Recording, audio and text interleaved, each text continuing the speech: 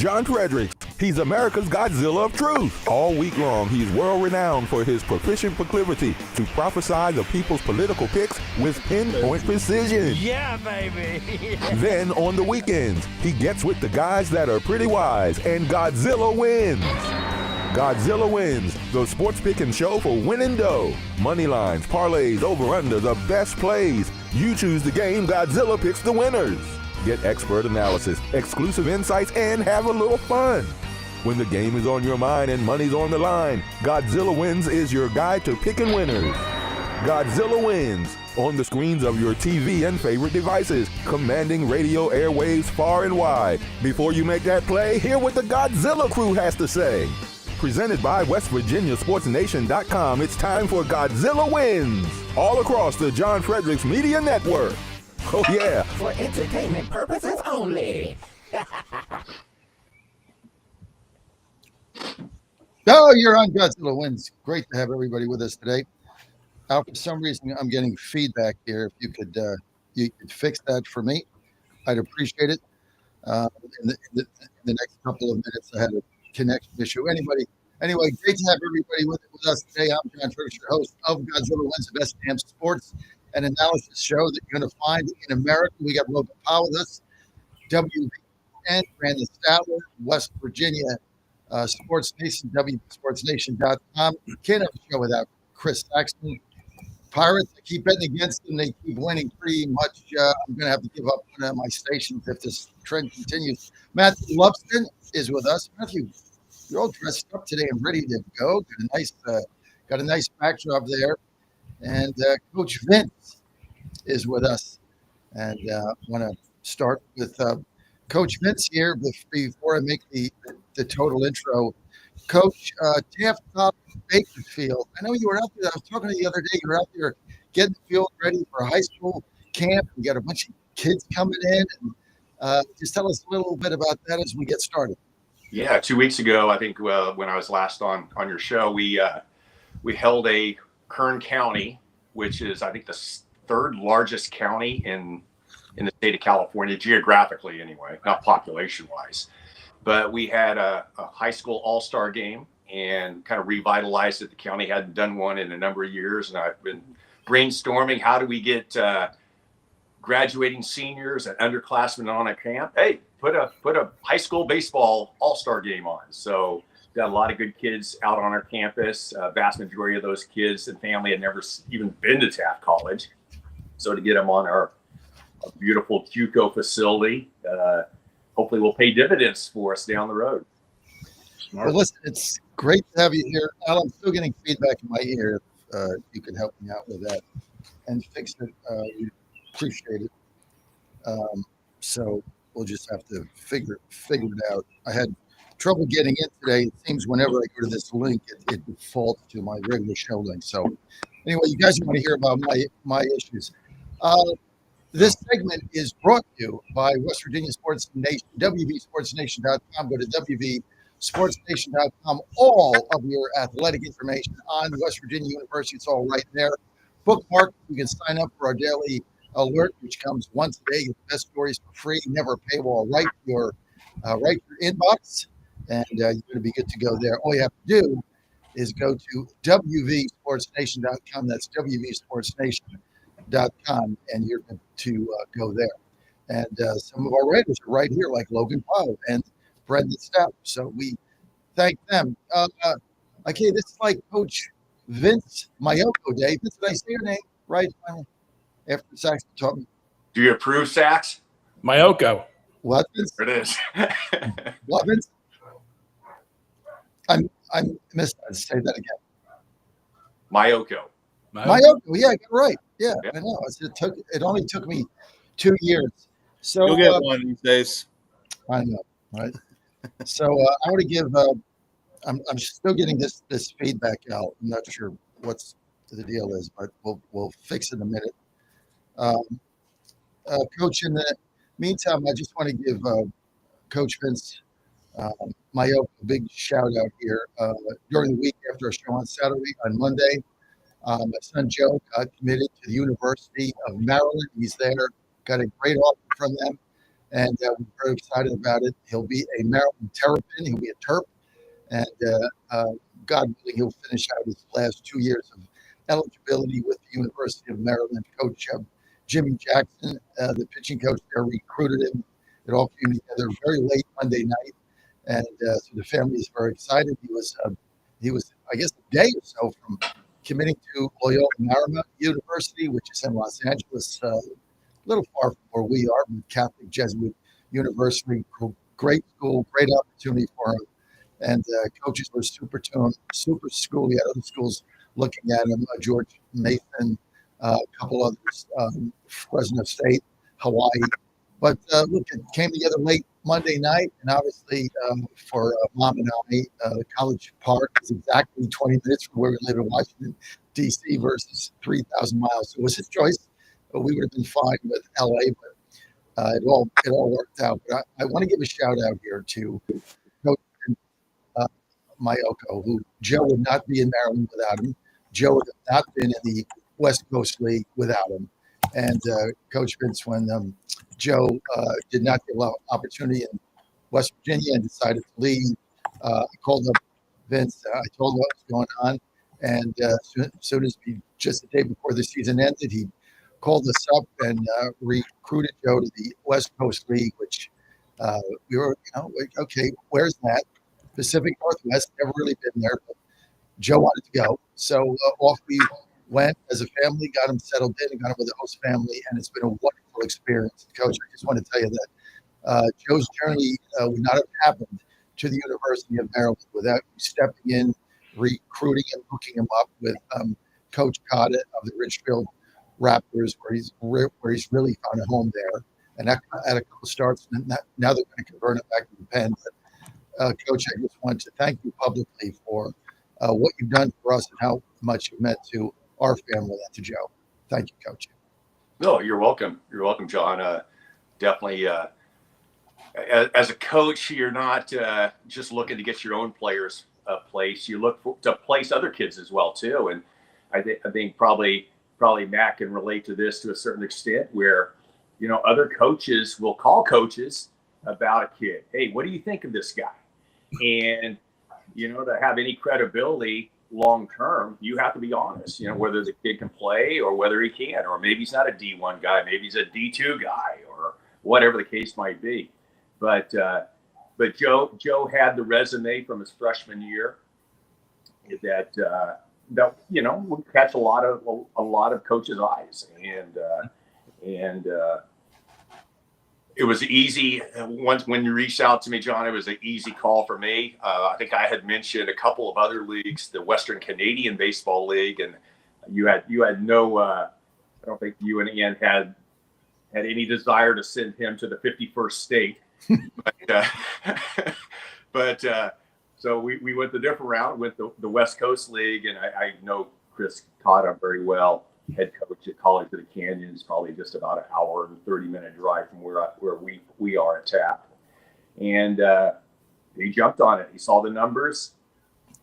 It's also kind of nice when you're in a coastal league like the West Coast League to bring some kids in from the East Coast. And who knows, maybe this is something moving forward for the West Coast League where they will bring more East Coast kids in for their summer leagues. Why wouldn't they? Why wouldn't they? And but my pleasure. I hopefully things work out well. And when we spoke the other day, John, about Maryland, I kept thinking ACC for some reason. My old ACC days, and after I got off the phone with you, I'm going, damn, they're in the Big Ten, and the Big Ten has USC and UCLA. I might have a shot of maybe seeing Joe pitch in the next year or two here on the West Coast. So, but anyhow, my pleasure. Well, you were absolutely critical in this, so I want to thank you for that, and thank you for Vince. And Joe's had an interesting journey. It's the first time we've been through the portal, so it's a little bit different. We got a lot to talk about today, and I am getting feedback here, Al.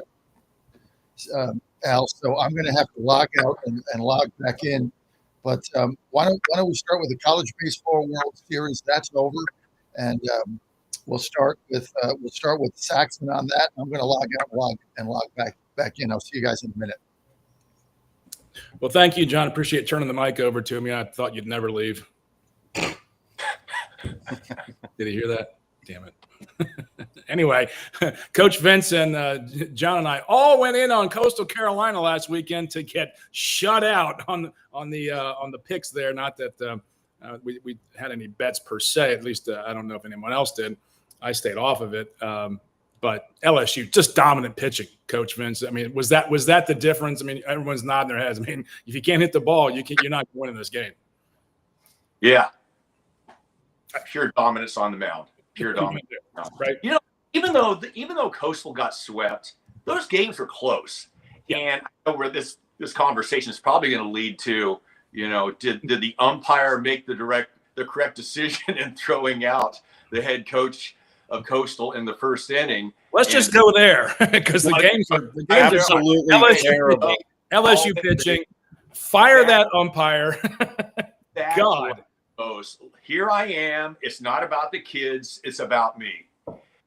And if it's a regular season game, go ahead and toss him. Right.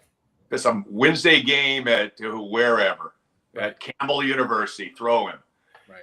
But my goodness, it's the College World Series. It's a do or die game for Coastal.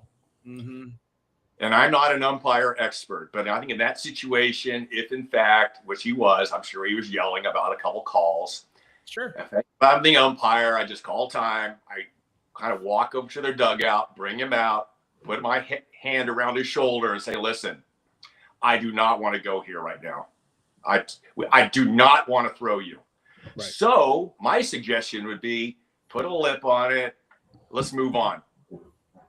Okay. Yeah. And I think you do it in that manner, and it's just between them two. No one really notices. The announcers are probably going, what the hook's going on? Mm-hmm. And it's over, you know? Yeah. And you know what? In a lot of situations when managers or coaches get thrown, it's to fire up the team. I don't think that did in that situation. I think it was almost like, okay, we had a 26-game losing streak. We got beat last night, and now our head guy is done and would have been done for the entire series had there been a game 3. Yeah. I think that had a huge impact on that game. 100%. I think it deflated the game for him. I think that everyone's just like, damn, now we lost our coach in the first inning. What is this? And your first base coach. Right. Yeah. John, we shifted very quickly to the umpire tossing out Coach Schnall, who was also voted the coach of the year like the next day or two. Is it Schnall, right? Schnall? Yeah, Schnall. Yeah. I thought it was a travesty, gentlemen, everyone here. I mean, when umpires inject themselves as part of the game, the same thing with, I coach basketball, same thing with referees. When the referees become part of the game, it's really taking away from the kids playing it, the athletes playing it. The umpire should have walked away. I mean, this is the second game of the CWS. Things got hot. People are upset. Coastal Carolina coaches were on edge. I mean, Vince, you just walk away. As an umpire, you just walk away and let the thing go. Tell the two coaches to get back in the box or get back in the dugout, walk away, and throw the next pitch and let the game go on. They didn't do that, and I think it was a travesty. Total travesty. And I don't know what positions y'all play, but I spent a lot of time, a lot of my early life behind the dish, and a lot of the conversations that go on with the umpire are very helpful if you can manage that relationship. And you talk about the coaches all the time with the umpire. When you're down in your crouch, you know, you're waiting and you're going back and forth. You're there all day with the guy. It's burning hot sun. Right. You know, you have to have that relationship with the umpire, and you talk a lot. And I don't know what that catcher said in the way down, going, damn, you just tossed my coaches, and I'm trying to win this game here, and you've missed 3 balls. You've missed 3 pitches per your own coach. So, and this is the first inning. It's very deflating. That is a tough mental construct to come back from. Matt, you played a game at the high level, obviously at Clemson. How do players respond in situations? I think I mentioned that in some cases it can fire a team up. It didn't. But you see that the same way that I do. It was like a punch to the gut. Yeah. Oh, absolutely. Because I think the way it was handled was embarrassing on behalf of the NCAA. But what else is new? I think the untalked about part is the first base coach was next in line to run it. You lost your first game in like 2 months. Not only did you boot the head coach, but then you boot the guy that would have taken over. So you're left with the quote unquote third coach trying to take it over. You're fighting for your season in the biggest game of probably all of their lives. And now you can't even make it through the first inning without just absolute turmoil. Right. I think now I'll give Coastal credit. I think they played a phenomenal game, especially to come back and make that interesting, because that was adversity that they will probably never face again. So I'll applaud them for how they handled it. I thought that they played extremely well, and unfortunately they just ran into a buzzsaw of those LSU pitchers. What does it say, guys, about the dominance here of the SEC? I mean, a lot of people, I bet I took the $180 or $170 or $190 on Coastal Carolina. I don't remember what it was, but there's a thinking that the SEC is so dominant in baseball now that nobody stands a chance. They have all the money. They're getting all the best pitchers. They're paying them a ton of money. I mean, Matthew, you played for Clemson, ACC. I mean, is the SEC now just going to basically dominate college baseball in the foreseeable future with how things have shaken out? I mean, they're always going to be there. Now, don't get me wrong. You get 13 bids, it definitely helps your chances. Like, you put the whole conference in, I'm sure one of them is going to make a good run. But I think this was just more about LSU has established themselves as the pinnacle of college baseball. And I mean, I think you put Cade Anderson on any team, they might not win the Natty, but they're going to be there. What he did was phenomenal all year. He should be the consensus 1-1, but I'm not surprised to see Anaheim screw some stuff up. So we'll see what happens there. So, Logan, you write for WVSportsNation.com. You're also the baseball announcer for the WV home games for the college station. You do a super job there. What is your overall take on the state of college baseball now with the SEC just dominating everything? 13 bids they got. I mean, if you're a mid-major or you're playing and not the SEC, what chance do you have? What chance does a Big Ten team have or a Big 12 team have now? Well, I mean, I can remember going back when I was like young, 10, 12 years old, and SEC was still really dominant. I mean, Vanderbilt's always been dominant in baseball. And now you have LSU, who's been dominant recently. They just have a lot of really good teams, and like you said, John, now they have the money. They all have the resources to get the best talent every single year. And now with the college landscape, where it's just turnover year after year, Vince, we were talking about it before the show started. I mean, there's turnover every year, and it's going to be an arms race to see who can get the most money. And so far, these SEC schools have it, and it really puts a damper on schools like in the Sun Belt, like Coastal Carolina, who are really good, but they may not always be able to compete money wise. So those schools that can have good years randomly, they might not repeat that for years to come because that they don't have the money to allocate every single year, so they can't stay at that level compared to SEC where they have more resources to receive that top talent. Coach, what does this do to player development? I mean, you run a JUCO, Taft College in Bakersfield. People come to you to get developed, get better, and then go to the next level because it's a 2-year school. But then you've got colleges now that it looks like they've abandoned any semblance of player development. It's go in the portal, get the best players they can, bring them in, and that's it. I mean, if you look at West Virginia University, obviously that's Coach Steve Saban's strategy. It's worked. I mean, he went to super regionals again, but he's turned over his whole, except for Chase Myers and maybe Reese coming out of the bullpen and a couple younger players. He's basically turned his whole team over and got all new players in the portal.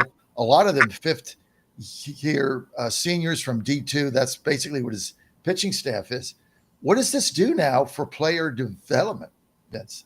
Well, I guess you can kind of tie this along the lines of which came first, the chicken or the egg, is players are entering the portal. So are players not wanting to be developed, or maybe they're not getting developed? That's why they're entering the portal. Or are they entering the portal because they're not getting PT? Whatever, So it's kind of a two-way street as well, too. So, yeah, if I'm a new coach into a 4-year program and I bring in my guys and I develop, it sucks as a coach to have to re-recruit your guys to keep them there. It really does. I mean, when every year you're having to, that good freshman class I brought in last year, hopefully they all come back. So I got to re-recruit them to make sure they don't enter the portal, So that's a constant battle. I can't, fortunately, I really don't have to deal with that at the JUCO level to any extent. But man, as a coach, that would drive me nuts. That would drive me absolutely nuts. Not only am I recruiting kids in high school, now I got to recruit my own guys to come back. Mm-hmm. Well, and if they don't get, if they don't get PT now, or they don't like the way things are going, they leave. But on the same token, that is a coach's responsibility, Saxman, because I mean, if you're not playing all your players, you got kids just riding the pine and they're going into their, sophomore or junior season. They just can't afford another season of that. And a lot of these coaches who understand are telling players in exit interviews which is at the end of the season, that, hey, you know what, maybe you get, we'll give you the same thing, but you got to fight for a spot. So there's no back before this happened, you were a first baseman, you were a freshman, you were playing in front of a junior, you played in the middle of the week. You knew when that junior graduated or got drafted, you were going to be the guy. You're going to have the first shot at being the starting first baseman. That's gone away because then they're bringing in people ahead of you. They say, well, I've toiled here for 2 seasons and now what? Right. So that's one of the issues. And the other problem you've got is obviously when you go into the portal and you try to get recruited, the coaches have to tell you what you're going to do or you're not going to go there. So they have to make a promise to you. Okay, you're going to be X, right? I mean, or you're going to do Y. Right. And you're going to be the first guy, this or that, until you're not, until you can't perform, or we have to make a decision. But you're not telling that to returning players. Returning players are just returning. Right. So it really gives the advantage to the kid going in the portal, getting the promise.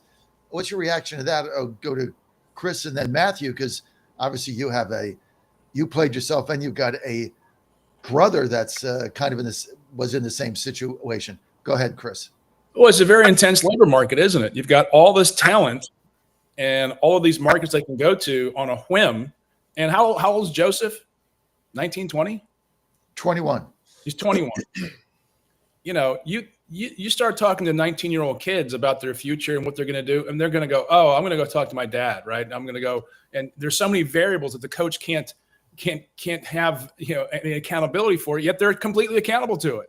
Right? The girlfriend thinks you should be playing somewhere else. The girlfriend wants you to play in the SEC so she can tell her friends that her boyfriend plays in the SEC and he's going to go pro and he's going to get a big signing bonus and we have a great life together. You've got so many dynamics there for a college kid who, frankly, just probably given if druthers, Matthew and these guys remember, they just want to go out in the weekend and have a cold beer and be done with it, right? But there's so much pressure to do all these different elements of their life that, how do you develop a kid who's not going to develop? You're here to get playing time, to get your innings, to get so many pitches up, to get so many reps, to get so many hours in the cage. I don't know. I mean, how does Maryland go? Joseph, we're going to have you the first lefty out of the bullpen. And then he gets there and he goes, well, it's not going to work out. He goes, well, I'm out of here. I'm going to go somewhere else. I mean, that's just not how to develop a kid at that age. And yet that's the market. So I really feel for the coaches. And I feel for the kids, quite frankly, because they're not getting the best out of the total experience. And I hope some sanity comes to the marketplace, but it's going to be very disruptive for a while. Matthew.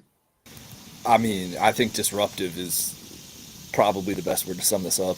It's absolute chaos. And I don't want to say it's unfortunate. I mean, you got 18-year-olds making multi-million dollars. It's hard to be too upset about it, but I mean, you're putting everybody in a very tough situation. The kids aren't learning much. The coaches, they can't win because, to John's point, you got to promise a kid if he wants to come.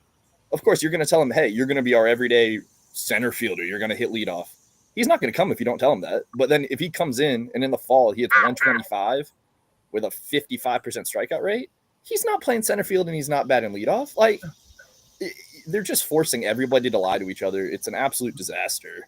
And unfortunately, it's the reality. There's no other way around it. Like, I'm sure, Coach, you can't tell a kid, I think you're going to play, but I can't promise you anything. Then he's going to say, okay, well, Coach X at school Y told me that I'm going to be the 3-hole and that I'm my mom's favorite player. Like, no, buddy, you still got to earn it. Like, Matt, that's the hill I'm going to die on, because anytime I'm recruiting a kid, I tell them, hey, I'm not going to sit here and guarantee you that you're going to be my Sunday starter or my Friday starter or my, third baseman hit the middle of the lineup. I'm not going to go that route, because how can I make that prediction as a head coach if I'm recruiting a kid in the spring, turn around in a year from now, you're going to be my Friday night starter? I'm lying to him. I'm lying to myself. Mm-hmm. And if I have to do that to get the kid, thank God I'm at a JUCO, because I've never said that to a kid, and I never will. And I often tell the kids, listen, if any coach tells you that they're going to guarantee that you're going to be the, Friday starter or whatever the position might be, I said, you need to really reevaluate, is that guy being truthful? Because he's not. You can't. No. How can we make a prediction? Right. I can't make a prediction in 24 hours that's going to be correct in most times. How am I going to be able to make a prediction that's going to happen a year from now that you're going to be my starting shortstop and bat third in the lineup? I mean, that's the thing that drives me crazy. And if coaches are doing that, and obviously they are, shame on them. Mm-hmm. Well, it's going to be a comedy. Go ahead. It's like one big AAU system now. AAU system. It is. Oh my God, you're not going to bring that up. Oh my goodness. Any of us? It's all travel team baseball now. Any of us that have coached in like I did in the AAU. I used to coach basketball. I guess they play during baseball, right? During the spring as well. We'd coach AAU at the high school level. And boy, that was a trip. I would never want to go back to those days, Saxman, ever. Coaching high school basketball is bad enough when you went to AAU in the spring. And, because at least in high school, you had some control over not talking to the parents. AAU, I mean, they'd come right in your face. It was something else, man. Yeah. All right, we got to move on anyway. Again, Coach Vince, thank you for all you did for Joe. Family really appreciates it. NBA, Cooper Flagg, first pick, draft. Wow. How good is he? Who wants to jump in? Statler? How good is he? How good can he be? I think the sky's the limit for him, really. I mean, you go and look at his statistics, 19 points per game, 7.5 rebounds per game, field goal percentage, 48%, steals per game, 1.6. I mean, you just go down the line through his statistics. All of them are impressive. It's there's been a lot of hype around this guy ever since his name really entered the draft. Everybody knew he was going to be the first pick overall. And I think, as we sit here right now, sky's the limit for Cooper Flagg. Can he revitalize? Anybody want to jump in? Can he revitalize his new team? Not by himself. I mean, they're gonna manage his load. They're gonna welcome to the league. And then the kid's 18. 18. He's an 18-year-old white kid from Maine. Did anyone see that 5 years ago? A number one draft pick in the NBA? Let's be honest. Let's just call it for what it is. It just doesn't happen. He's a Hall of Fame candidate right now. They hyped him up so much. I was like, who's this? Last year, I was like, who's this Cooper Flagg kid? Coming out of whatever academy he was going to Duke. And everyone was like, oh, he's the first pick next year in the draft. I'm like, what are you talking about? And then you see him playing, like, yeah, that kid's pretty good. He's a very, very well-rounded basketball player. He's very smart, great passer, great shooter, great rebounder, plays the tens on both sides of the game. His defense is what's going to carry him, and no one's talking about that.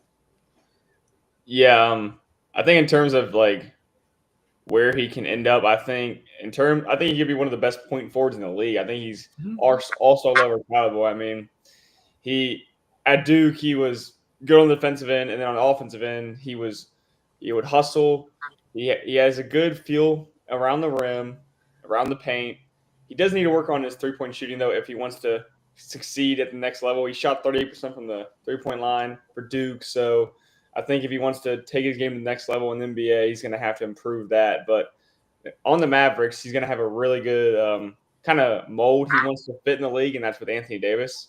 I think that Cooper Flagg could step into a similar role that Anthony Davis provides, which is that defense on 1 through 5, and then can play inside and out. So I think with Anthony Davis paired up, and then also Kyrie Irving, I think those three are going to certainly lead the Mavericks to a playoff berth this coming year.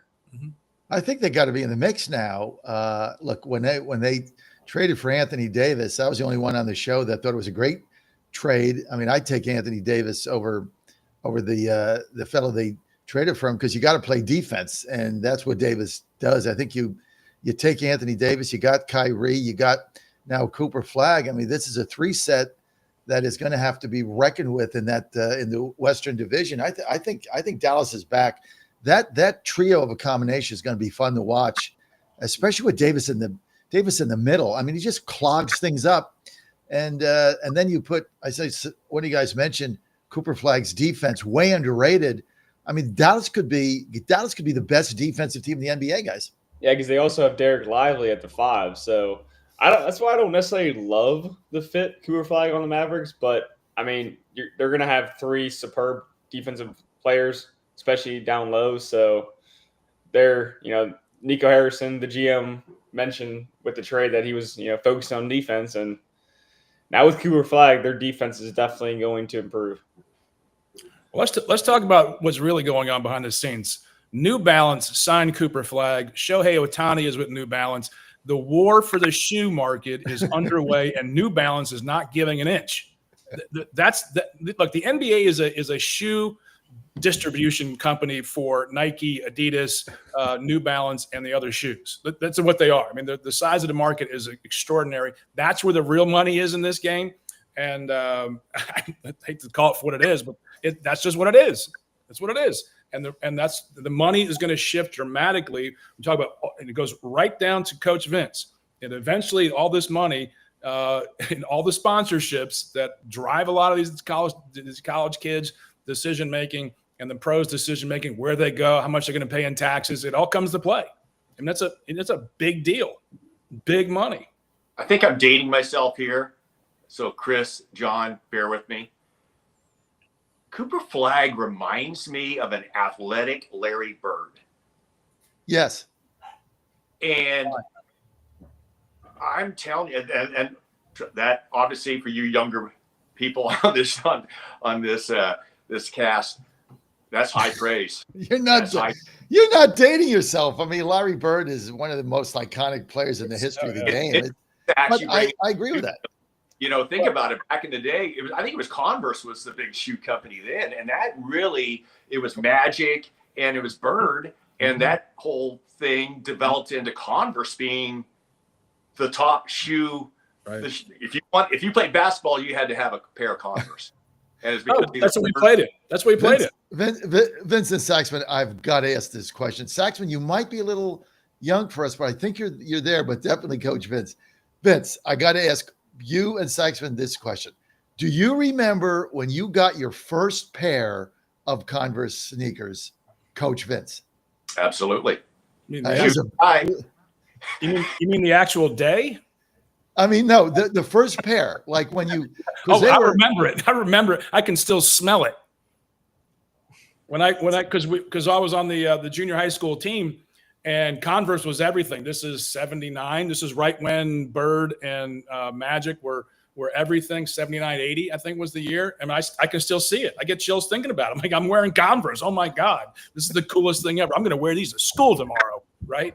And everyone's going to see I'm on the basketball team. You got it right. I remember. I see Cooper Flag more of as a Havlicek myself, but I like the Bird thing, but the Converse, you younger guys can't identify with this, but it was dominant. Go watch the Michael Jordan. If you grew up like I did, in a just under, just at the bottom edge of middle class household, like your regular sneakers, like Keds or something, they were like $5 or $4.95 at the Two Guys or something. You got a pair of Converse, it was like $15 back then. That was like, my father was like, God, it's like a big deal. You got a pair of Converse in high school, and you wouldn't take them off because that's all you had. So this was the step up from the Chuck Taylors, right? Oh yeah. Oh. We played in Chuck Taylors. Hey, All right. Us boomers here are comment. digressing. Let's You get younger- let's get off this topic That's the before we. go watch the Michael Jordan documentary on why he signed with Nike, which was a lark at the time. Right. He was so lined up, I think, to go to Adidas. And it's a great documentary. It takes you behind the scenes of all the big financial decisions of those sponsorships, where frankly the real money is. Shoe wars. I tell you what, but if you want to make some money and have fun, you need to go to Rosie's Gaming. Rosie's Gaming. I love going to Rosie's Gaming. We have so much fun there. They're all throughout Virginia. They got the biggest jackpots. They got the highest payouts. They're one of our founding sponsors here on Godzilla Win. So if you're in Virginia, look, they're in Hampton. They're in New Kent racetrack opening in a couple of weeks. I will certainly be there. Can't wait to do that. So they're going to be there right in New Kent at Colonial Downs. They're in Richmond, right by our studio. Vinton by Roanoke. I mean, they're everywhere, right? Danville, Emporia, you name it, they're there. All you got to do. Oh, also Northern Virginia and Dumfries. Plus, they have a hotel. Check that out. And I stayed there, had so much fun. Go to rosiesgaming.com, folks. Rosiesgaming.com. Win money, have fun. It's just one of the greatest experiences that you're going to have. And the food is fantastic. The service is great. They're clean. And they have windows. It's the only casino that has windows, right? So it's just a lot of fun. Go to rosiesgaming.com for more information. rosiesgaming.com. Okay, NBA draft segment 2, winners and losers from draft night. Let's go around the horn. Start with Logan Powell, writer, WVSportsNation.com. Logan, what do you think? For winner, I'm going to go with the Hornets. They really needed some more experienced, turnover less prone guards, and they were able to get that with Konkanippel and Liam McNeely. Both those guys were able to step in and be effective from beyond the arc, and also be a more steady hand for the Hornets. You know, they have LaMelo Ball, and he's a great player, but he turns the ball over frequently, and he has spurts where he has very bad shot selection. So both those players will be able to take the load off his hands a little bit. And they were also able to get Ryan Kalkbrenner, who can replace Mark Williams, who they just traded away. Kalkbrenner, he led the nation in blocks the past 3 seasons. So he perfectly steps in and fills the role that they just traded away. And then for a loser, I'm about to go with I'll go with the Pelicans. They kind of reached with Jeremiah Fears at the 7th overall pick.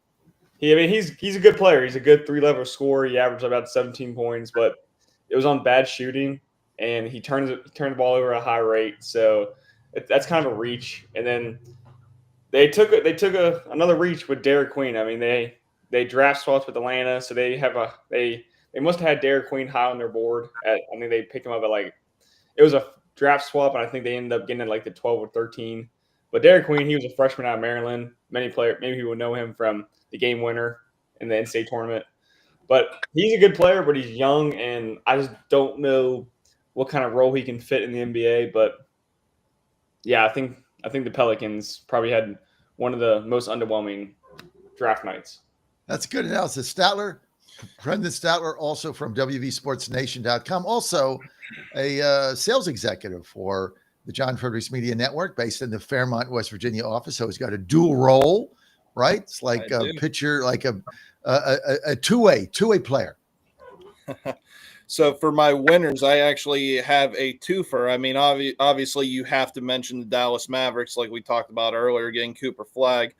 But also, how about Ace Bailey in the Utah Jazz? That's a huge move, and there was a little bit of drama going in with that too. So, but I think that's a great selection by Utah.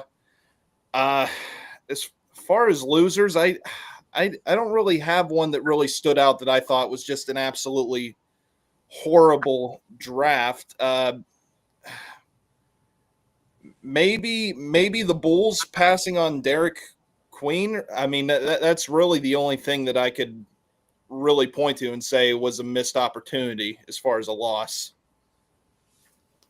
All right. Matthew Lumsden. I'm going to go with the winners. I'm going to go with the Pacers. I really like that Cam Jones pick in the 2nd round. They're obviously going to need a little bit of a pickup there with Halliburton probably not going to see the court next year. And then I'm going to go with the 76ers on the flip side of Brendan. NCAA's created a lot of things. They've also created dudes crying about getting drafted, whatever he was, 4th overall, which is ridiculous. So on the flip side, I love VJ Edgecombe. He's talking about being raised on a generator, and he's doing this for his mom. So I think the NBA is going to have a menace on their hands because that kid lacks zero motivation, and I think he's going to be a superstar in Philly. Wow. Vince? Well, I'm not a huge NBA guy, but I'll go with my obviously Dallas. When you got a generational player and the other 31 teams in the league wish they had him, we'll go Dallas Mavericks. Saxman? Brooklyn Nets. Why? They're the losers. Yeah. Well, I was about to say winner or loser. Yeah, well, they had so many picks and they didn't do anything with them. So maybe they'll bundle them and get a better pick next year. I don't.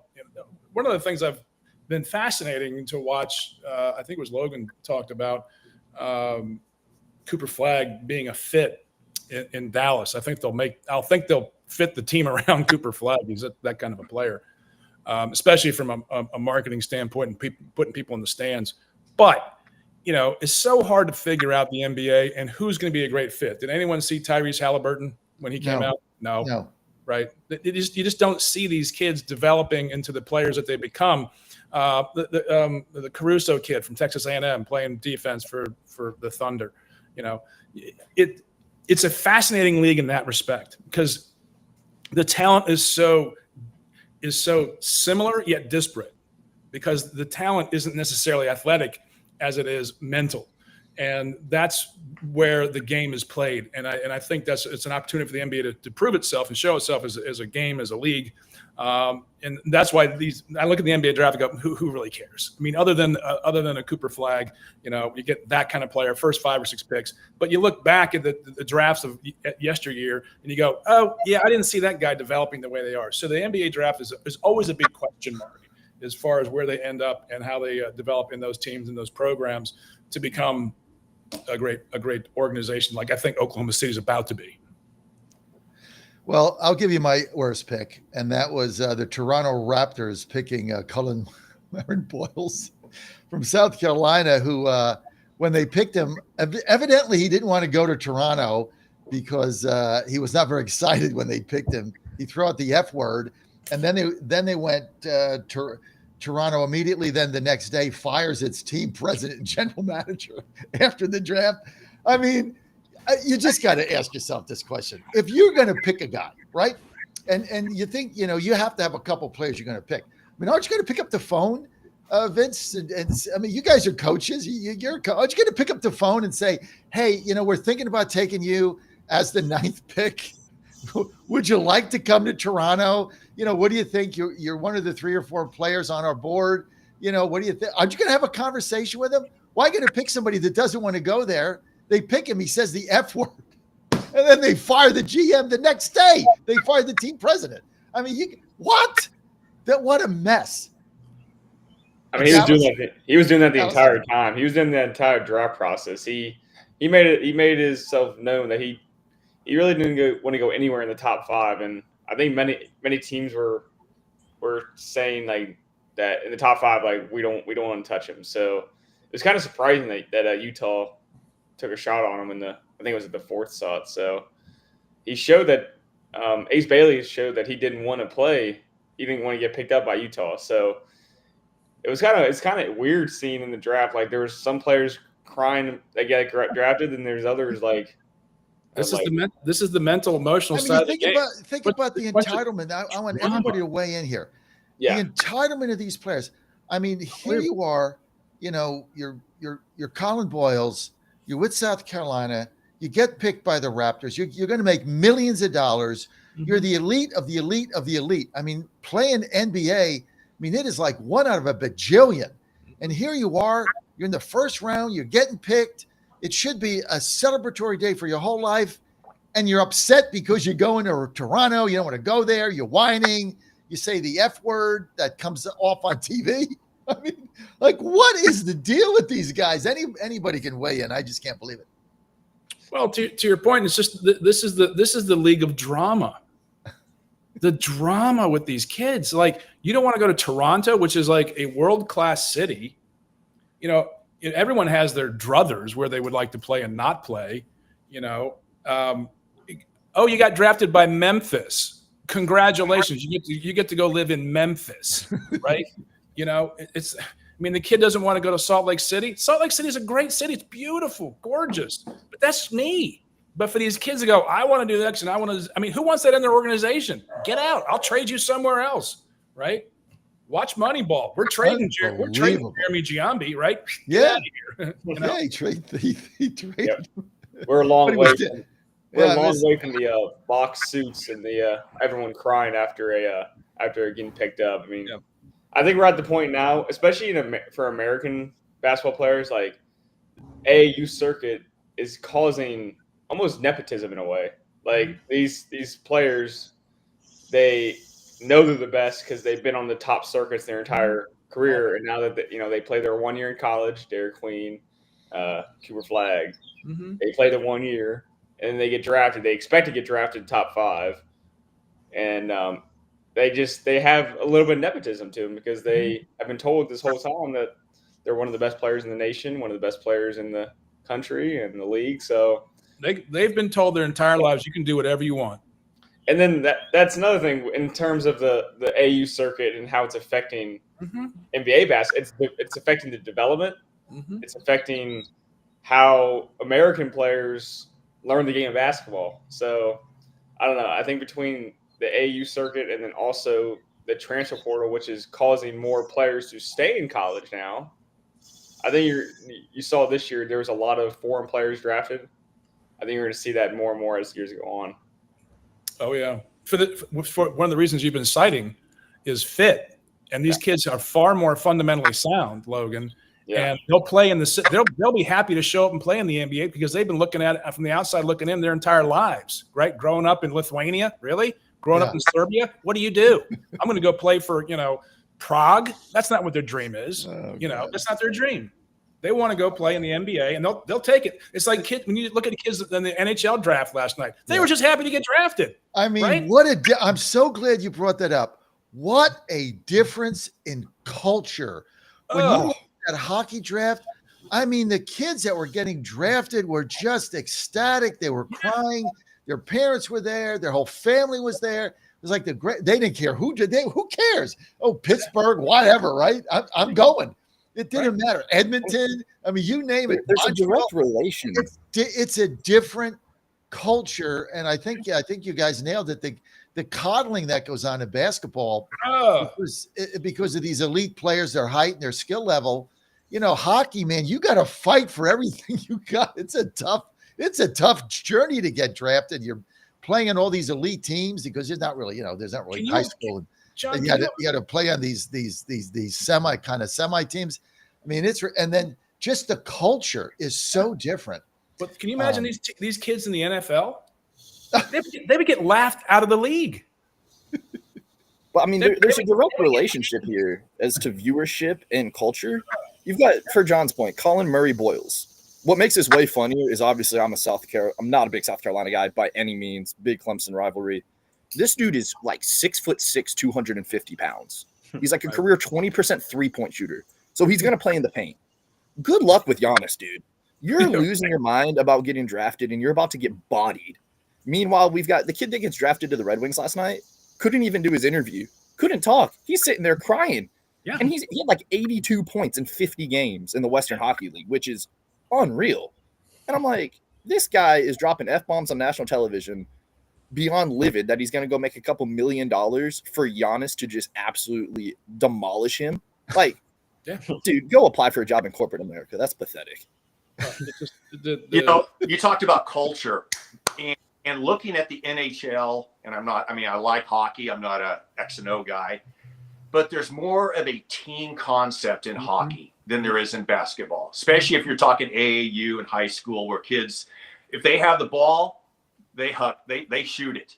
And you look at hockey players, they're more thrilled to make a good pass and to get the assist that leads to the assist that leads to the goal. And I think that has a lot to do with it right there. And you're only on the ice for a third of the time too, because you have different shifts. So if you're going to have, not one guy can dominate a hockey game, so to speak, unless you're a goalkeeper.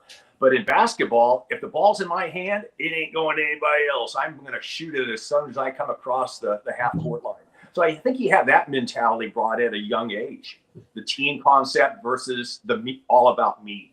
And it's growing in that way because kids are coming out and so much earlier. They're going into the draft much earlier. It's about skill. It's about, these are tremendous athletes, but the team component just isn't there as they've been raised in those programs. There's no program, right? There's no program for these kids who go one and done to South Carolina. They'll transfer to Clemson. Can you imagine? Right? I still can't get over to Roger Clemens going ever pitching for the Yankees. How does that ever happen? That's just me, right? But these kids will go anywhere to change it up, and so that's one of the reasons I think the NBA suffers as a league and as a product, because you get these kids, you got the culture that go, why would I watch this? Why would I participate in this? Is the championship series of the NBA maybe give you a glimpse of a potential change in culture? Certainly the draft reinforced everything about the NBA you hate, as far as I'm concerned. Everything I hate about it is why I don't watch it. It just reinforced everything. It was like, that's why I hate it. That's why I hate it. That's why I hate it. That's why I hate it. Bunch of snot-nosed, kids throwing F-bombs because, they get millions of dollars, but they're not going to the city they want. The guy in the Jazz doesn't want to go there. Like, shut up. Just reinforce everything bad. But then you watch the finals. Yeah. And that was like, it was a breath of fresh air. It was like you open a window, right? Because you got two sub-market teams, you got stars, but it was team basketball, it was defense, it was speed, it was guts, it was toughness, it was coaching. Yeah. I mean, all the things that you hated about the draft, you saw the opposite of that in the finals. And so there's a dichotomy here, guys. Weigh in. Well, not only those factors, both those teams were built in that organization. I mean, the Thunder, they've had the same core for years now. They built on it from time to time to time. And the same with the Pacers. The Pacers had that same core: Miles Turner, Halliburton, Nembhard. I mean, they've drafted their guys, and both of them started off really bad, and then they have just built it over years. And they are also led by two really good coaches. So it was just it was good for the NBA, good for the fans to see two mid-market teams that were homegrown and how they built their organizations. Yeah, these weren't the number one kids coming out of college, right? No. That speaks to the evolution of the game. Right. And the antics, the entitlements of these kids that were drafted and didn't want to go. Okay, they're not going to be there in 10 years, right? I don't think they're going to make it in the league if they don't get their heads out of their backsides. I mean, look at Kobe. Look at Kobe and Michael. Why were they so good? They weren't extra talented. They worked extra hard. Right. What they say, Michael Jordan got there, got to the gym his whole career before anybody got there, and stayed later than anybody stayed. I mean, they just worked. I mean, that's what you have to do. But the cultural clash. I mean, watching that NBA, and this is a sidebar, guys. I shouldn't really say this on the air, but the commissioner, Adam Silver, that guy is like, I mean, he's part of the problem. Just like watching him on TV, the guy's totally woke. I know we're not supposed to talk politics. They're totally woke, and he's just a little dweeb. It's like, the thing about the football guy. He's a big strapping, whatever his name is, big strapping guy up there. He puts a suit on. Yeah, Goodell. Adam Silver's a little woke weeble. The whole thing was just disgusting to me. Let's get off the topic, guys, and you guys change it and go something else. It was awful. But then juxtaposing that with the NHL draft, and like one of you gentlemen mentioned, that kid couldn't even speak. He was crying his eyes out. Right. I mean, that's what it's supposed to be, isn't it, guys? Right. The NHL just is hitting home run after home run right now. The Four Nations, the draft, they couldn't do this any better.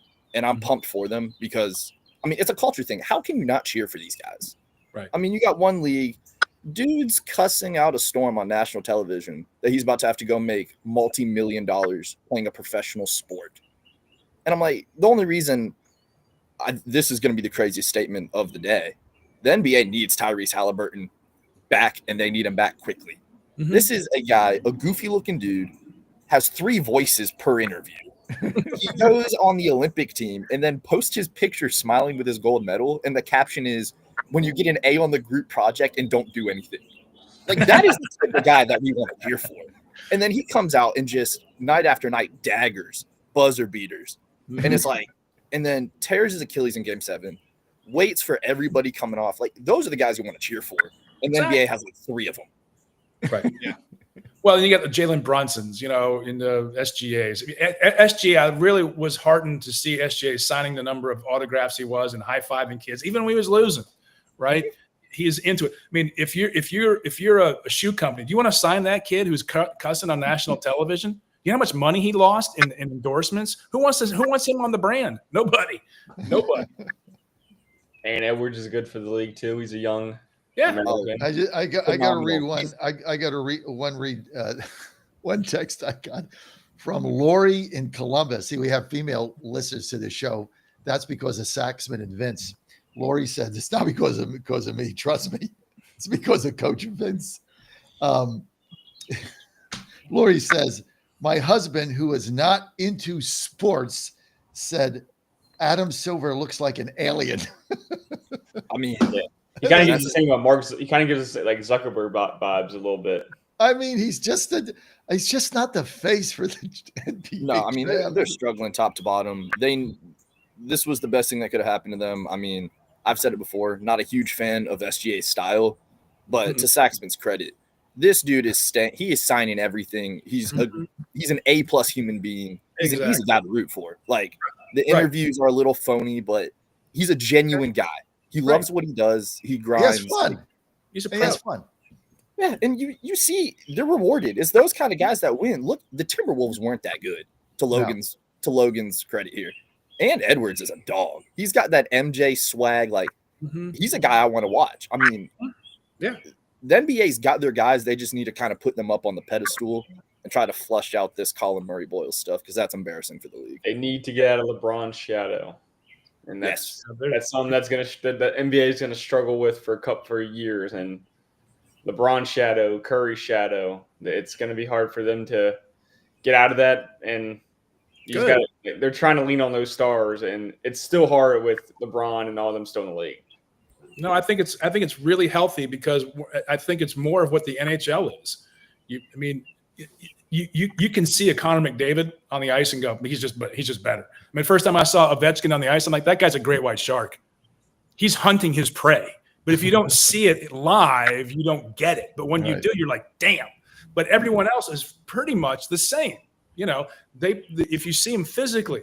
And the NBA, I think, has to get away from this dominant personality-driven game and show the brilliance of the game versus King LeBron and Steph Curry. I mean, I like Steph Curry, but they've been trapped in this Bird versus Magic and Michael eras, and it's gotten away from the game itself. And I think there's a brilliance in the game that's just not being taught to the American and the global public.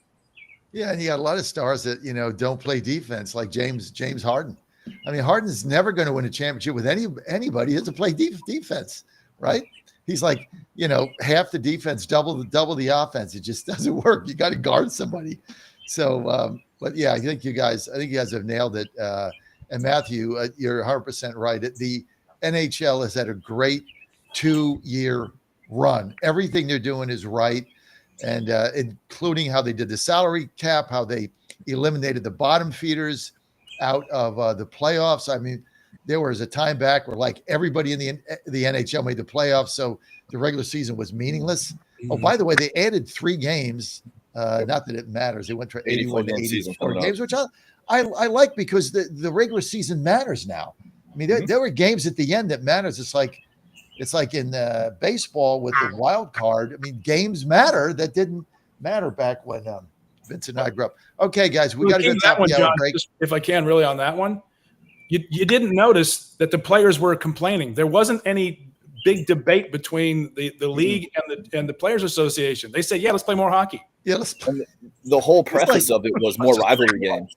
And in the NHL, you watch it; these dudes genuinely hate each other. Like it is electric. It's how the NBA was back in the day. And now here we go to the culture game. The NBA, they're all best friends. Everyone's besties in the NBA for making bestie bracelets together. Yeah, and they're all partying doing jersey together, swaps at the end going of the on game. yachts. We need some real hatred. They hate Guys, each we other. got to go to the top of the hour break. We got a lot to get to. We got to ask Coach Vince Mayako to hang around because he's driving our new burgeoning female audience. Unbelievable. They want to see Coach Vince. So, Vince, you have to stay on. Checks in the mail. Chris Saxman is with us of the John Frederick Show fame, and he's also a Pittsburgh Pirates Steelers fan. I bet against the Pirates again the other day. Last night, I turned the game on. It was like 9-0 in the second inning. Unbelievable. I cannot. I just have to stop. Keep betting against them, John. I'm like an You're idiot. helping. I mean, it's like ridiculous. Also, we got Logan Powell with us. He's with WVSportsNation.com. He's also does the Mountaineer Minute. It's actually Mountaineer 3 minutes on our West Virginia radio stations. You can hear him at noon every day. Brendan Statler with us. Brendan is one of the writers for WVSportsNation.com, also part of our sales team in the Fairmont location. So he's doing double duty. And of course, Matthew Lumsden is with us. He is a former D1 college ball player. And at Clemson, his brother, Ben, plays for the West Virginia Mountaineers. And he is an all-pro handicapper. When we get back, we got baseball, we got picks, all coming up with our team. Ladies, stay around. Coach Vince says he's coming back. We'll be right back. You're on Godzilla Wins, trucking the truth across America. The best part about waking up in the morning is a great cup of coffee, and I get this every day with my 1775 coffee. It's rich, it's bold, best tasting coffee I've ever had. Single origin, farmed in Bolivia, 7,000 feet. It's always fresh, roasted daily. This is the best coffee you're ever going to get. Go to 1775coffee.com, 1775coffee.com. Promo code Godzilla, 10% off. It's going to make your day every day.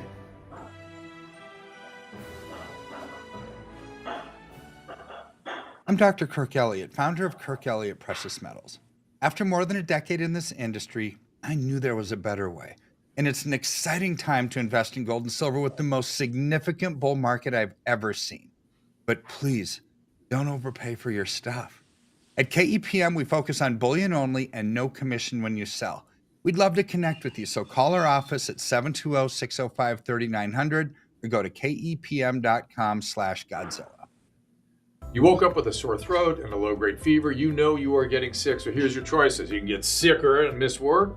Try to see a doctor this week or sit hours in a crowded waiting room at urgent care. I have a smarter option for you. Open your medical emergency kit. Match your symptoms to doctor-recommended prescription in your booklet and take the right meds now and get well faster. This is not a first aid kit. It's like having an urgent care in your home. It includes doctor-prescribed medications to treat over 39 medical issues like respiratory infections, strep throat, pneumonia, UTIs, and more. No waiting to see the doctor and no standing in line at the pharmacy. It's right here.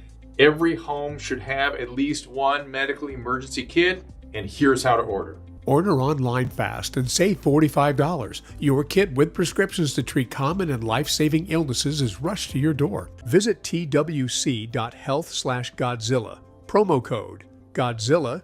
That's twc.health/Godzilla. Promo code Godzilla. Did you know that somebody could literally steal your house? Yeah, that is a thing that happens. It is when a criminal forges your signature on one document, uses one fake notary stamp, and then spends about $30, $40 with the county recorder. They then take out loans using your home equity as collateral. And the worst part of it is, you don't even know it's happening until you start getting collections and foreclosure notices. Most people don't check on their home title because why would you feel like you needed to? But this right here is why you need to use Home Title Lock. They have a $1 million triple lock protection that helps keep your home and equity safe. It includes 24/7 monitoring with protection immediately, urgent alerts in case there's any changes in your title. Then if fraud does happen, they have a US-based restoration team that will spend up to $1 million to fix the fraud and restore your title. Find out if you're already a victim. Go to HomeTitleLock.com now. John Fredericks, he's America's Godzilla of truth. All week long, he's world-renowned for his proficient proclivity to prophesy the people's political picks with pinpoint precision. Yeah, baby. Then, on the weekends, he gets with the guys that are pretty wise, and Godzilla wins. Godzilla Wins, the sports picking show for winning dough. Money lines, parlays, over-under, the best plays. You choose the game, Godzilla picks the winners. Get expert analysis, exclusive insights, and have a little fun. When the game is on your mind and money's on the line, Godzilla Wins is your guide to picking winners. Godzilla Wins, on the screens of your TV and favorite devices, commanding radio airwaves far and wide. Before you make that play, hear what the Godzilla crew has to say. Presented by WestVirginiaSportsNation.com, it's time for Godzilla Wins, all across the John Fredericks Media Network. Oh yeah. For entertainment purposes only. Okay, we're back on Godzilla Wins. Great to have everybody with us. We've got Brendan Statler is with us. He is a writer for WVSportsNation.com. Also, Logan Powell, writer, WVSportsNation.com. Logan also does our Mountaineer Minute.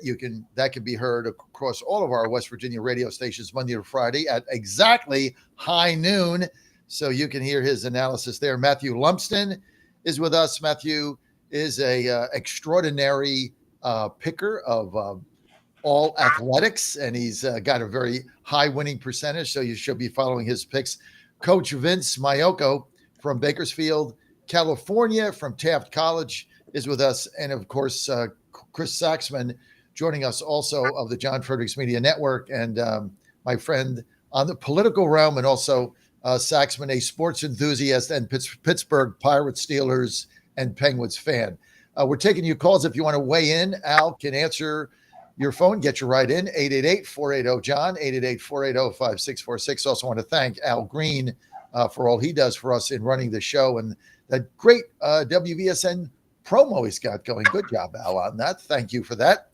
And want to thank everybody, of course, for joining us. This segment, once again, brought to you by WVSportsNation.com. Go to WVSportsNation.com. If you follow West Virginia athletics, doesn't matter, baseball, football, basketball, track field, doesn't matter what it is. Everything West Virginia is right there. WVSportsNation.com, one of the best sites you're ever going to find. WVSportsNation.com, and it's exceeding all expectations. And you get a feature story coming out today by Dan Angel on the West Virginia University kids that went in the portal. Where did they go? He's interviewed some of them. So that's going to be fun. That'll come out a little bit later on today. So go to WVSportsNation.com. Guys, let's get to baseball. And because you see my shirt, I am I'm 67. I'm a 60-year Astro fan. Never missed a box score in my life, even when they were losing 100 games back in the, I think it was the late 70s. And then, of course, recently in 12, 13, 14, or 15, whenever that was. But half a team, everybody's hurt. Here they are, surging 6.5 game lead over Seattle. Their pitching has been absolutely lights out. They got a 6-man rotation and 3 rookies. Josh Hader is unhittable. He's represents half their wins in saves and wins. 5-1 on the season, 25 for 25 in saves. That's one of the big reasons. Their bullpen has been lights out. But guys, Yordan Alvarez is out. He's been out since May 1st. He hasn't played in 2 months. He's not expected back till probably the end of July. They've got a bunch of rookies they brought up. They got this kid Cam Smith they got from Kyle Tucker from the Cubs. He had a 3-run homer last night. They beat Chicago. They won like 5 or 6 straight. They got 3 rookie starters that nobody heard of. And their bullpen is lights out. And all of a sudden, they got a 6.5 game lead over Seattle. You say, well, they play in a lousy division. Hey, newsflash. They got the 3rd best record in the major leagues, 15 games over 500. Just that has got to be the story right now. Then we'll go to the Tigers, then some of the other things. But, guys, you got to weigh in on my Astros here. Unbelievable. Nobody thought at this point in the season with all these injuries, they'd be 15 games over. What's the deal? Yeah, not at all. I mean, like you said, they are in a bad division, but like you also said, they're on themselves, they're winning on their own. So that is irrelevant in terms of them just being a really good team, especially in MLB where you're not playing your division rivals like all that often. I mean, you're playing them obviously, but not as often as or as important as a NFL or even an NBA. But for the Astros, I think you kind of mentioned it, John. For me, the biggest factor in all this is Josh Hader. He's just back to his all-star caliber level, and that's pretty much was what has been a big propellant in how many wins they're getting. Whenever you can lean on a shutdown closer like Hader has been in his prime, and now it relieves a lot of that stress because you don't have to worry about that ninth inning. If you have that lead, you know you're gonna walk away more likely with a win. So the Astros, and then they're just pairing it with timely hitting, and it's just leading to wins. So I think as the year goes on, we're going to see the Astros continue to get better and be one of those top teams. Well, they got the second best record in the major leagues. They have a better record than the Yankees, who spent a bajillion dollars. They're 2 games behind the Tigers, or actually a game and a half, 16 games over 500, with half the teams out. Vince, I know you follow Major League Baseball. Listen, we went through a season last year where they got off to a horrible start and had to battle their way back into the playoffs. But they have a winning culture. Something about this organization, Vince. They have a winning culture. Doesn't matter what happens. They seem to put players together, pass the baton, next man up. They keep winning. I mean, does culture matter now in baseball to the extent that they've been able to do this? It has to. I mean, and you look at the turnover that the Astros have had with their manager. I mean, they've they obviously won 2 World Series titles with 2 different managers. And the constant in all this is Jose Altuve. And, Altuve's not having a very good year either. He's had some timely hits. But you think about it, I mean, Altuve's a guy that every year is going to be right around 300, going to hit 20 to 25 home runs and drive in, 80 to 100 RBIs. And I look for a big second half out of him. And boy, if the Astros get a big second half out of Altuve, they could be a force in the playoffs. Mm-hmm. Oh, especially they're winning without half their pitching staff. Arrighetti got hurt. Somebody hit his hand in playing pepper or something, broke his thumb, like a weird injury. He's out. McCullers, who had just come back and was starting to be dominant, hurt his foot playing soccer with his little son in the backyard. I mean, you can't make this stuff up. So he's hurt again. No timeline to come back. He sprained his foot. Garcia is supposed to come back in August. He was out with Tommy John. He had a few setbacks. Alvarez is supposed to come back at the end of July. I mean, it goes on from there. Chase McCormick is out. This guy's out. That guy's out.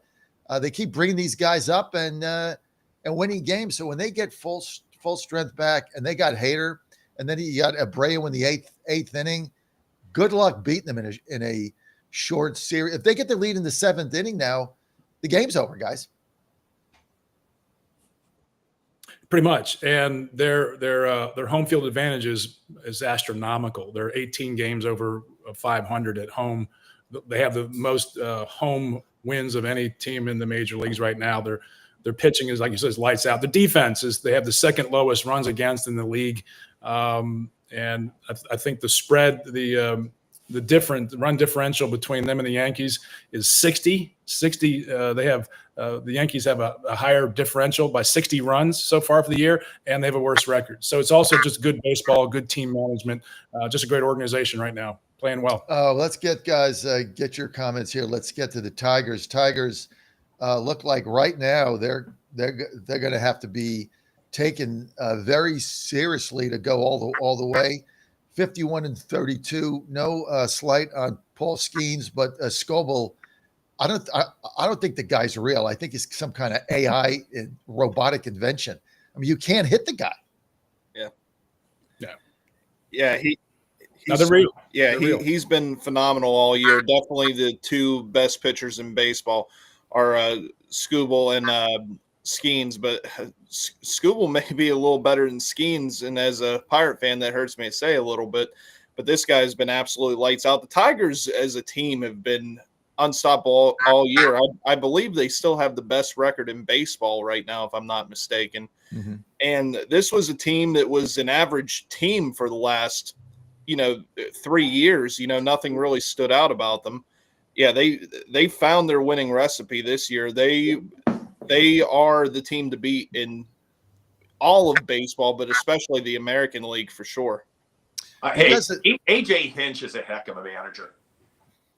I'm telling you, the Tigers got a huge favor when Major League Baseball basically told Hinch to go on hiatus for a couple of years with the banging of the garbage cans in the Astros dugout. But he's a great manager. He really is, and credit to the Tigers.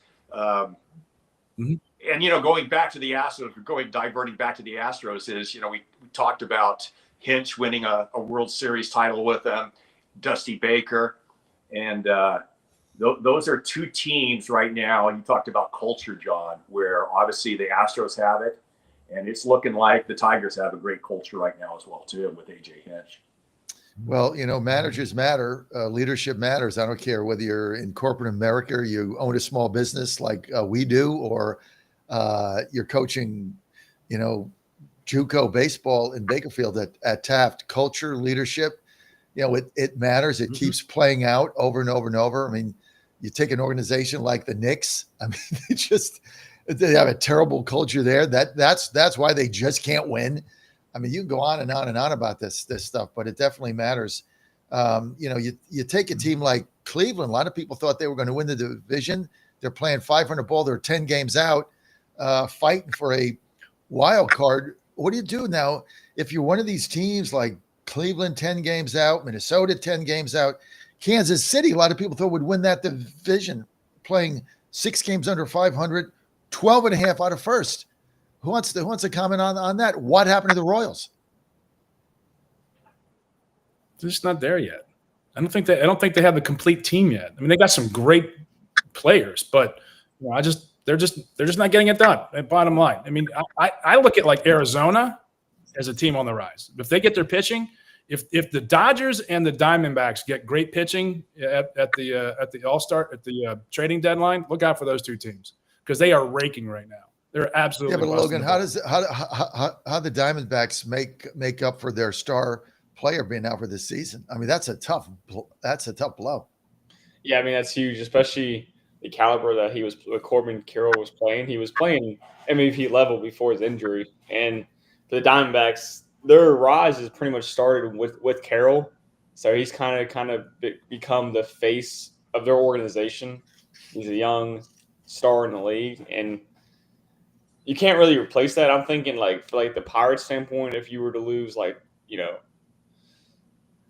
Paul Skeens or something, you can't come back from it. You just gotta rally around. It's just like any sport, any big injury, you just gotta rally around. But for Carroll, he's one of the most dynamic players in the league. I mean, he gets done in the base paths, in the batter's box, on the field. So you can't begin to replace that talent. But so far, they're still. That's a really good division, the National League West. It's one of the best divisions in baseball. Besides the Rockies. So they're going to struggle in that division, but they're remaining above 500 for now. They're sitting around 41 and 39, I think. So they're certainly staying afloat. Hey, I want to tell our listeners in Pittsburgh that this past weekend, Polka John has passed away. That's why you're tuning in and you don't hear Polka John's Polka Show, which has been on the air on our Pittsburgh stations, AM 910, 1480, and our 2 FM stations. He's been on these stations for, I guess, about a 40-year period, every Saturday, 9 to noon. The reason you're not hearing Polka John today is Polka John, R.A.P. Little John, passed away on Sunday morning. A week ago, he went in the hospital. He had some chest pains. He was getting sick. He had the flu. He checked in. I had talked to him on Friday. He said he couldn't do the Saturday show and that he was getting home on Sunday, and called and left a voicemail from me on Saturday earlier. And then I was out doing something, and I got it when I got back, called him. There was no answer because he had passed. So it's very unfortunate, John. R.I.P. Polka John. So rest in peace. That's why he's not on. So he's a good guy.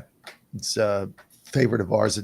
Tell you a quick story. When we bought those stations, he had been on the air forever. And of course, he knew that, we do political talk and we do Godzilla Wins on the weekends. And so he was very nervous that we wouldn't continue him because he had, he's been there for 4.5 decades. And so we meet with him and he's going into his thing, and Ann is sitting there, and they were in our office in Greensburg back when we first were in the middle of purchasing the station. And he got through about halfway, and Ann stopped him and said, touched his arm and said, Polka John, you had me at hello. As long as I own these radio stations, your show will be on the air. In fact, what we're going to do is we're going to send out our engineers. We're going to set you up at home so you don't have to come to the studio, which we're not going to continue with. But she said, don't even think about it. As long as I own these stations, Polka John will be on the air in Pittsburgh from 9 to noon on Saturday. So anyway, big shout out to John. He had a humongous national fan base, and we wish him and his family the best. Let's get to Matthew Lumsden. Cal Raleigh, right? Catcher Seattle's banged around a little bit. He's always been solid. I watch him when he beats the Astros, basically hitting homers in the 8th inning. He's done it forever. All of a sudden, the guy's playing MVP caliber, like out of the blue. Here's a pretty good catcher and pretty good hitter, like 265. Hits 20 homers a year. All of a sudden, he's going crazy. He's leads everybody in home runs, leads everybody in RBIs on a very light hitting team. Lumsden, have you ever seen this kind of thing? This isn't like he just got out of the minor leagues and he's 23 years old. Guy's got to be over 33. All of a sudden he's having this breakout season, and there are no steroids. So what's the deal? No, I mean this is great. I think he's finding his footing. I know, obviously, not sure how in depth people are with the college ball scene, but he was an elite college player. I mean, he was a big time recruit, was an elite player in college. I mean, it's clicking now. He's always been a really good defender. The pop has been there, the upside's been there. And the best part about this is I get to jab the Yankees now. He's not playing in a little league ballpark, and he's hitting 32 home runs before the All-Star break. That's some grown man stuff. Any 6'10" guy can go to Yankee Stadium and hit a pop-up to right field. So I love it. I think what he's doing is very impressive, and I think the Mariners are a team to watch out for. I mean, they've got a good young pitching staff that just hasn't quite clicked yet. So if I'm the Astros, I'm not getting too comfortable yet. Oh no, we got half the season to go, but Logan, the Aaron Judge kind of poke in the eye we just got here from Matthew saying you're 6'10", you hit pop-ups to right field. I mean, when you're playing in that Seattle, what is it? They don't play in that Kingdome now, right? They're playing the Seattle Mariners field. That thing is cavernous. I mean, it's like the old Astrodome. I mean, you got to get some pop in your bat to hit it out, and he doesn't have anybody hitting behind him or in front of him. So it's not like, he's with the Yankees or with the Mets. He's got Soto hitting behind him. He doesn't have anybody hitting behind him. I mean, they're a weak hitting team, and the guy's got 35 homers, and you can't get him out, and he's over 30, and there's no steroids. Yeah, I mean, and then this is baseball for you. I mean, you could have. This is why I always say that baseball is one of the hardest sports to market, because your stars can have a really good year one year and then stink up the bed next year. But this is the opposite way for Riley. He last year, I mean, he was batting 220-ish. He had 34 home runs and 100 RBIs. He already has 32 home runs this year and 69 RBIs. So he had a fine year last year. I mean, it was nothing stellar, but this year is just everything's clicking, and he's become one of the elite catchers of baseball. So it's tough in MLB to market certain players. I mean, I look at a guy like Jazz Chisholm, the Yankees. I mean, a year or two ago, they were, the MLB was really trying to market him, and he's just kind of turned into a very good but average-ish center fielder. Baseball is the, Vince, it's the great equalizer, right? I mean, you play 162 games, you're traveling every night. It's the great equalizer. Everything becomes equal. Everything evens out. Baseball gods even everything out. You catch good breaks, 5 in a row, and then you get 5 bad in a row. I mean, it's just the great leveler of life, I believe. And at the end of the day, you got a pitcher, you got a hitter, and you got a catcher. You got 7 guys in the field, and it's mano y mano. So, but getting to the wild card, okay, I'm a traditionalist, so when they expanded it, I was whining about it. Okay, I stand corrected. You look at the wild card now, right? And you got 3 teams, 2 of them with pretty big leads. But if you go to the AL wild card, the 2 leaders right now are Toronto and Seattle. But then if you're a fan of Cleveland, Los Angeles Angels, Minnesota Twins, Texas Rangers, Boston Red Sox, or Kansas City, you're within 4.5 games of a playoff spot with half the season about to be, we're in about half the season. So you've got another 1, 2, 3, 4, 5, 6, 7, 8, 9 teams battling for 2 spots in the wild card, making the games interesting.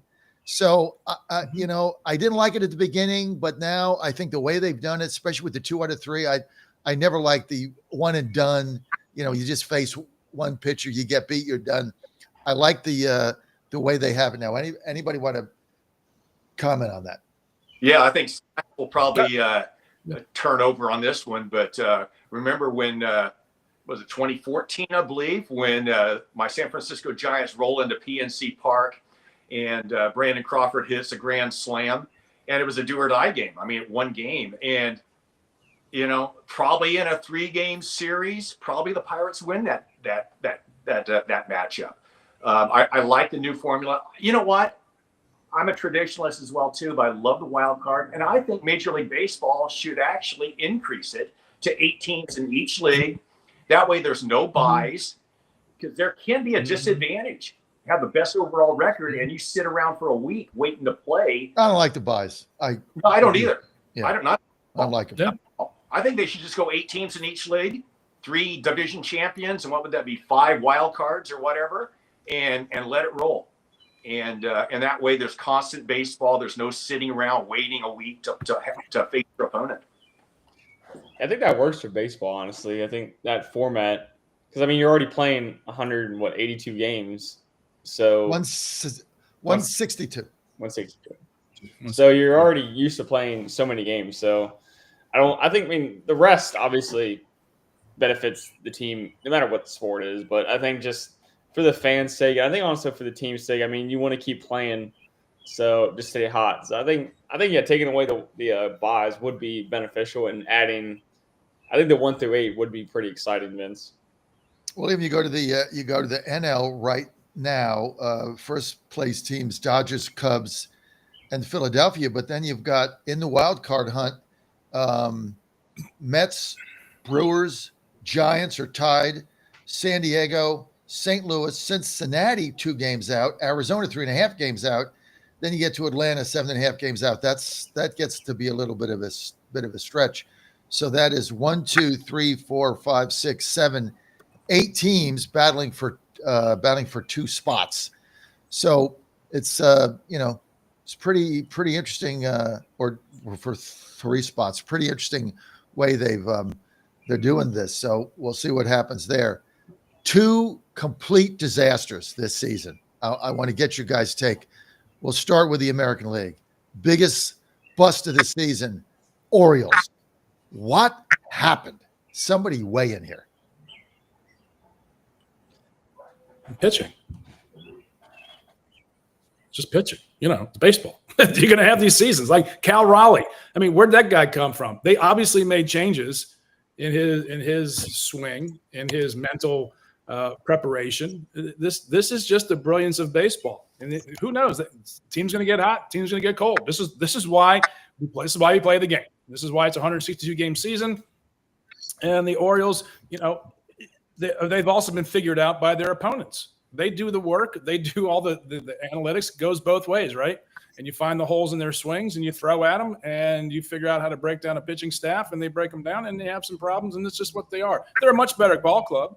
They'll figure it out. They'll get back, but it's not going to be this year. Yeah, they've also been dealt with some injuries. So, yeah, I mean, between the pitching struggles and the injuries, which have also plagued the pitching staff, I mean, they had high expectations coming into the year, and they have just not lived up to them.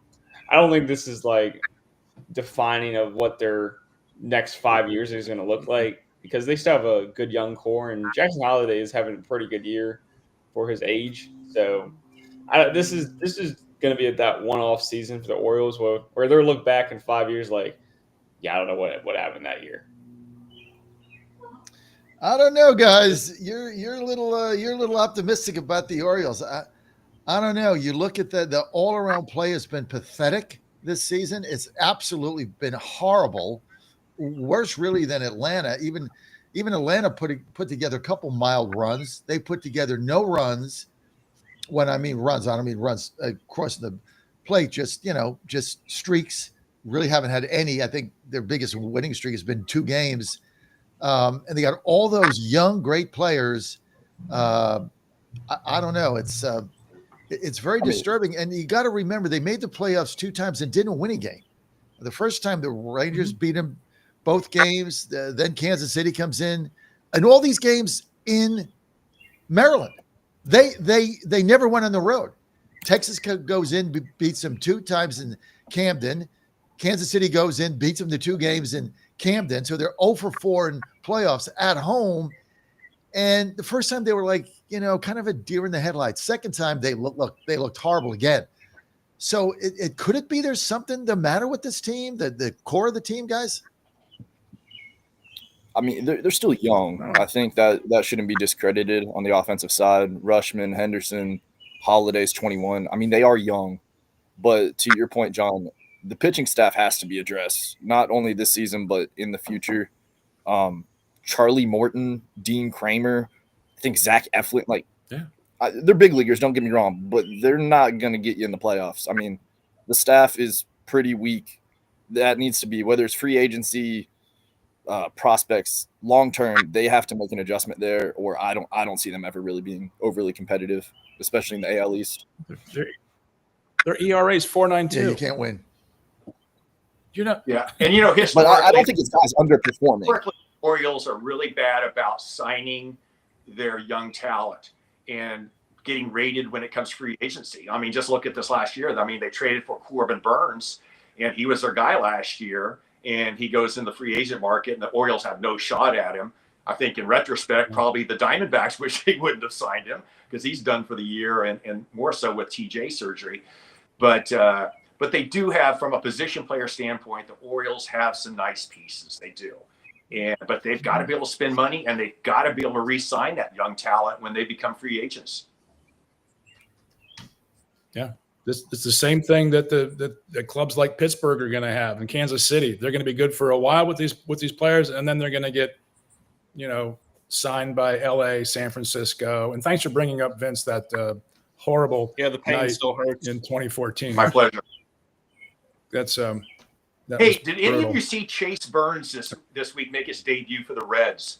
Holy cow! He was fired up. You want to talk about a team to watch in the next coming years? Yeah, I think 3rd or 4th inning, but boy, up until that point, he was on fire. Electric. But that Reds pitching staff for the next 5 years, I mean, you're gonna have Hunter Green, Chase Burns, Nick Lodolo, Andrew Abbott. That's a team to watch out for. If I'm buying stock in a team, the Reds are one of them. That's a scary rotation, especially your 1-2 being Burns and Green. That's just fire on fire. Oh, they've got 4 or 5 of them. They're all 25 or younger, and they're elite arms. They're going to be legit for a while. And they got a great manager. Correct. What do you guys think of this rookie coming up through Milwaukee that beat Skeens the other day? Yeah. I hate it. I hate it for you Pirates guys. But, Paul Skeens. Alpha way up here and everybody else down here outside of Scooball. I think that is come and gone. I'm not saying he's at the same level, but if you watch that game, which on a Wednesday at 2:00, that's what MLB decided to do with that. Right. But he's electric. He's throwing 96-mile-an-hour sliders. He was going to go to LSU. He was going to go to LSU and pitch with Skeens. Oh, that would have been fun for everybody else. Can you imagine? That's super fun. Super fun. I mean, he was throwing 96 3-game series here. Come on, now. I played hooky that afternoon. I put that on my calendar, and when I was done at the White House, I just told Waddy, who's my engineer that goes over there with me because we have the afternoon show. I do it at 2:30 on, I think, Wednesdays and Thursdays or Tuesday. Yeah, Tuesday, Wednesday. I'm like, all right, exactly when my 2:30 show's over, I'm leaving. I'll just see you. I'm going home to watch this game. I'm taking off. Don't call me. I'll call you. So, but not everybody has the flexibility to do that. But watching these two guys, if you're a baseball fan, I mean, that's really what it was all about, especially being at 2:00 in the afternoon on a Wednesday. See, for me, that's fun. For Pittsburgh and Milwaukee. I mean, it's right? fun, man. There's nothing like, I mean, because when I grew up, Cubs would play on WGN, and there were no lights, and they play during the day, and that's what you saw. You put WGN on, the Cubs were there at 3:00 in the afternoon every day. So it's kind of fun. Hey guys, this segment brought to you by Healthy Cell. And I tell you what, if you want to get a great night's sleep, you got to get your REM sleep. Why don't you have this? You know how long I've been asking you guys to get this? Is like the best thing you're ever going to get. You're going to get a great night's sleep. You're going to look better. You're going to feel better. You're going to jump out of bed. Non-habit forming, all natural gel form right here. Take it 15 minutes before you go to bed. You're going to sleep like a baby, and it puts you at all 4 levels of your deep sleep. Just got to go to healthycell.com/Godzilla. Promo code Godzilla. You're going to get 20% off. Also, don't forget to get the BIOS. This is your multivitamin. It's in a gel form. You go to GNC, you waste your money. That stuff's garbage. It goes right through your system. It's all a scam. What Dr. G and Papa has invented with Healthy Cell is these are enzymes. They're in a packet. They're liquid. They taste great. You down as soon as you get up. You're going to get all the vitamins that you need.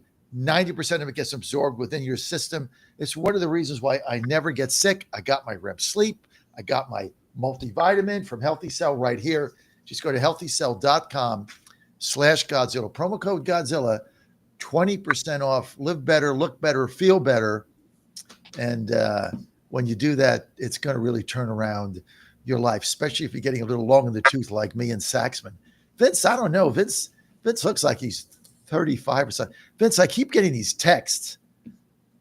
I keep getting my phone is blowing up with various female listeners wanted me to ask you if you're married. I just have to ask it because I got like 6 of them. Happily married. Okay, he's off the market, ladies. Sorry. My wife Tammy calling. I don't know. Maybe she's. It might be your wife that's texting in. I got like 6 of them. I keep looking at these texts. Is John? Ask if Vince is married. Ask if Vince is married. My wife won't allow me to do your show anymore. So, oh my God, Vince! He's got like a follow.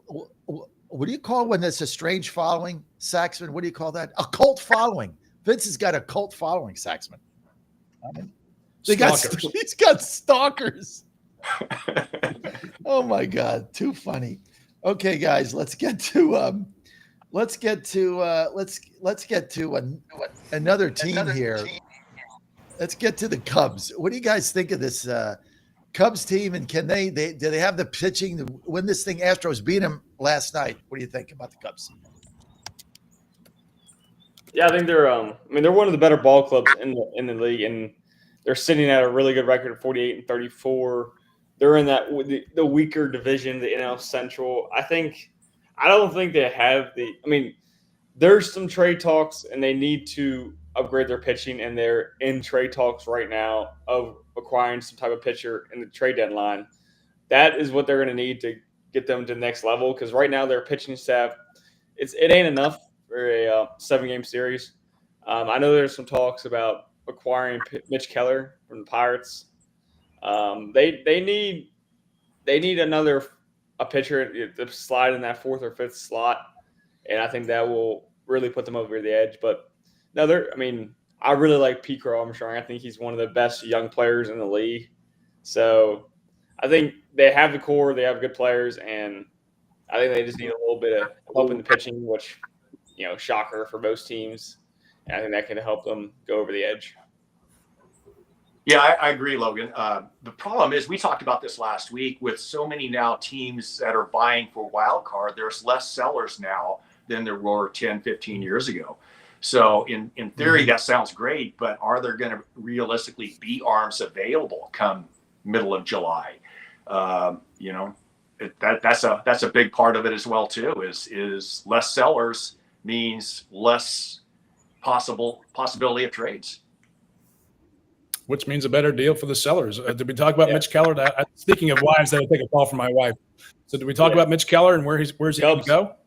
I mean, I don't know how you trade inside the division like that. I mean, it just makes my skin Cubs need it, crawl. though. If they give a good enough offer, I mean, I think it's just. I mean, with the sake that with the era the Pirates are in right now, it can't get any worse.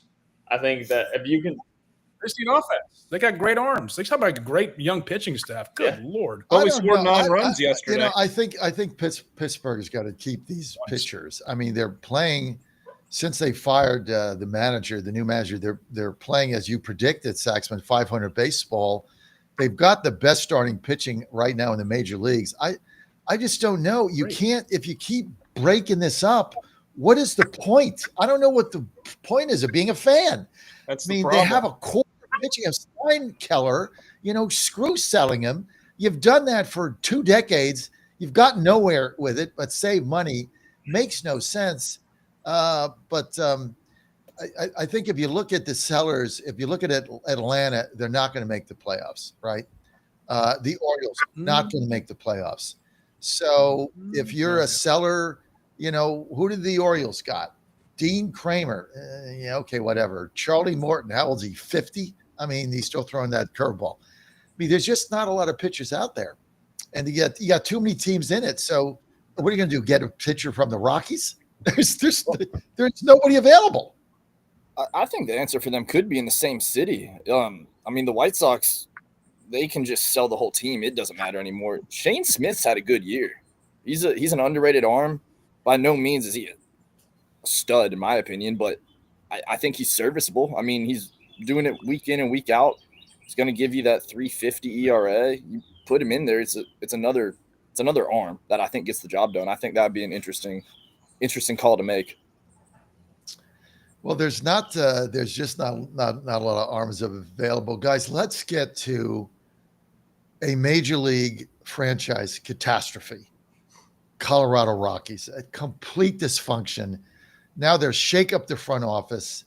I mean, it's really even not a major league team. I mean, they're playing at a minor league, AAA level. In ways, they're worse than the White Sox were last season. But guys, this is the second season in a row where we have one team that is threatening the major league record of the most losses in a season since the inception of MLB in the 1800s. I mean, remember the Mets lost 120 games, and that held from 1962 to the White Sox. I don't know how many that is. 38 plus 24 is like 62. And now the Rockies are going to break that. How do these teams get this way? Did anybody happen to watch Chase Dollander start the other day against the Dodgers? No. Just out of curiosity. That will sum up. I think it was 0-0 through 6, and then 2 outs, and it just starts downpouring in Colorado. Just downpour. Max Muncy hits a pop-up to first base. First baseman has no idea where it is. Second baseman's waving everyone off. And then all of a sudden you see them both go like this, and the first baseman almost wears it off the head. It was like a 2 RBI infield single. I feel like that play just greatly summarizes what that franchise is at the moment. They're currently projected, John, at 35.5 wins for the season. That would give them if they win 35, 162 minus 35. I'm doing the math in my head. 100 and 100. How many? 27. 27. And that would set the record, right? Worse than the White Sox. Can you just call up LSU? Does it work like that? I mean, it's just I don't even know how you recover from that. They're terrible. And I guess my broader question, and we'll go to Vince here. How do you get what has happened? We're just talking about all these great players in MLB and all the teams that are in it, but now I got 2 seasons straight with 2 franchises, one after the other, that is setting the record for the most defeats ever, back to back. How is this happening? Well, obviously, even when Colorado was a playoff contender, a decade ago, I guess, at least they put runs on the board, and you would have to go to Coors Field and beat them 12-11. Now you can't. I mean, opposing teams go into Coors Field and you score 5 runs as a road team, you're probably going to win it. Because there's no offense. Colorado hurt themselves a couple of years ago when they invested a lot of money in Chris Bryant, and I think they're paying the dividends of that right now. I mean, how many games has Chris Bryant played since he signed that multi-million-dollar contract 2 or 3 years ago? He hasn't played a lot. So why are teams now, we went 50, 60 years with the Mets of the expansion Mets in the early 60s with 120 losses, and back-to-back years we could have 2 teams eclipsing that. I don't know. Maybe it's because there's more teams in the major leagues now. I don't know. I mean, talent gets diluted, but in that case, in theory, you would think teams would be maybe more inclined to win more games in today's climate. But it comes down to pitching. Always does. If you don't have pitching, you got no chance. And especially in a situation where you play, at a mile-high elevation. I'm sure Rocky fans are counting the days when training camp opens for the Denver Broncos. Well, you can't blame small market anymore, right? Because, I mean, that's not a small market. Number one, Denver's not a small market, but number two, I mean, you look at this Tampa Rays organization. I understand the team is likely to get sold. There's a couple bidders now, but you look at the Rays organization. I mean, here they are once again. They're in the wild card, leading it again. Bunch of pitchers. I don't know where they got them. They're all throwing 97 again, and they're winning games again. And they're playing in a minor league ballpark somewhere in Fort Lauderdale or where are they? Tampa. I mean, it's unbelievable. So you really can't say, well, they're small market or whatever, or they were hurt by some kind of sanctions. It's just bad management. I mean, drafting the wrong players, trading for the wrong players, signing the wrong players, bad culture, dysfunction, right? I mean, I think The Athletic did some kind of a survey for major league players asking them, what is the one franchise you think you would never want to play in? It's like 87% were like the Rockies. Nobody wants to play there. I mean, is that one of the issues? Because it's a beautiful city and a beautiful stadium. Look, there are small markets with good organizations, and there are large markets with terrible organizations. This is a mid-level market and a horrible organization. If you look at the run differential, they lead in run differential on the negative side by over 70 runs to the Athletics. I mean, they are. What was the numbers here? They've given up a negative net 217 runs. You have to buy one or the other. You have to buy arms or bats. You should be buying both if you don't have a credible farm system. But if you're not going to get out the checkbook and do it, you're just not a legitimate franchise. And, something has to be done. Look, the Pirates are going through the same thing with their management, but at least they have a decent rotation and the bullpen. They got horrible bats. You can buy those, but maybe that'll be next year when they bring up Bubba Chandler. But and really get a rotation there, solid, and make a run for the playoffs. But you're gonna have to get out the checkbook in this business. And if you don't, guys, let's go run the horn. Give me the and I'll start. We're gonna go. What is the bottom feeder team right now that you think has the brightest future? When I say bottom feeder, teams that are out of the playoff hunt, 10 games back, wild card, they're over. I'll start us off. What team, bottom feeder, you think has the brightest future going forward? And I'll make it easy for you guys. Sacramento A's. They're losing a lot of games. They're in last place, but they have a very nice core of pitchers. They got a closer. They hit a little bit. I know they're playing that little Sacramento park where balls are flying out of there. It makes it a little bit tough. But I'm going to go with Oakland or Sacramento, whatever you want to call them, Vegas A's. I think next season, if they can hold that core together, get a decent player in the draft. I understand they have a pretty good minor league system. I think the A's are going to be back in the hunt for a playoff spot. That's my team for the bottom feeder with the best, brightest future ahead of them. Brandon. Yeah, honestly, I have to agree with you as far as the bottom feeder teams. I think that the A's are the best of them all. And, they're laying the groundwork for a lot of good things in the future. And when they finally get over to Las Vegas, I think they're going to be a competitive ball team. Logan?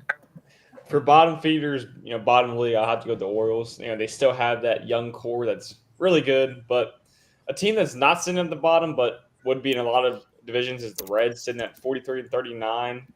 They have a really good core as well. We talked about earlier with the pitching staff and Ella De La Cruz. I think those two teams, they have more to show, more to offer than what their record is right now.